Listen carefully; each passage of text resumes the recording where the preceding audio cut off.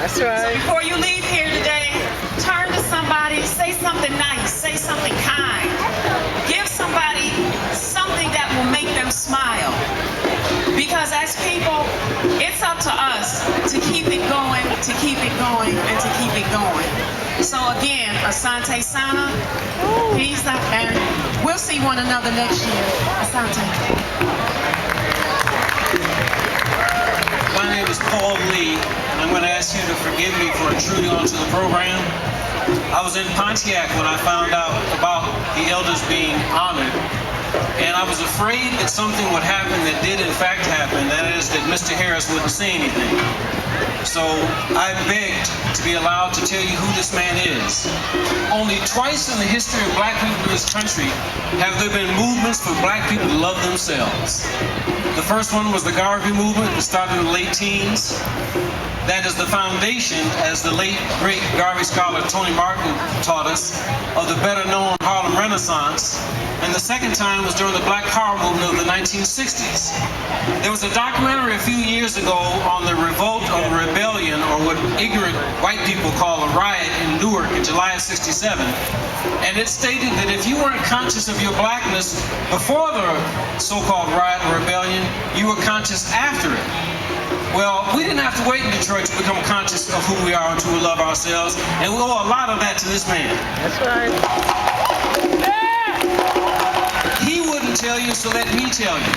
Yeah. 1966, Yeah. a group called Forum 66 that was organized by Mwalimu Ed Vaughn and Kwame Atta, who was mentioned here earlier, who was then known as Arthur Smith, or as we called him in the Shrine of Black Madonna, Smitty, along with Mr. Harris, organized a black arts conference out of the Shrine of Black Madonna. This is June of 1966, a year before the rebellion. And while Mary Baraka, formerly known as Leroy Jones, is properly credited for founding the Black Arts Movement, the first major conference was held here, and Mr. Harris was one of the chief organizers. The Black Arts Movement is properly called the cultural expression of the Black Power movement, and it recognized itself as essentially political. So we didn't just have Detroit native Donnell Lee, Hakima Habuti there. We also had Stokely Carmichael, later known as Kwame Ture. The following year, in June and July, the second Black Arts Conference was held, and H. Rap Brown, later known as Jamil Abdullah Al-Amin, came in, as did Malcolm X's widow with their 6 daughters. It was 2 years after that that Mr. Harris founded Soul Day. Soul Day was to black people in the 1960s what the Garvey Movement's International Convention of the Negro Peoples of the World was in the 1920s. It was a time for black people to learn about themselves and celebrate themselves and plan on how to make a better future for ourselves. Mr. Harris is responsible for educating at least 2 generations of black people about their history and about their culture. The reason that I am an historian is in part because I attended Soul Day as a young man. But I had to come up here because one of the things about Mr. Harris is he's humble. Mrs. Watson referred to Dr. Benyekana, one of the greatest historians that we've ever had, being brought to Soul Day. I was asked to honor Mr. Harris last year and unfortunately couldn't make it. And I told him that I wanted to credit him for bringing Dr. Ben here. And to my astonishment, he says, I didn't.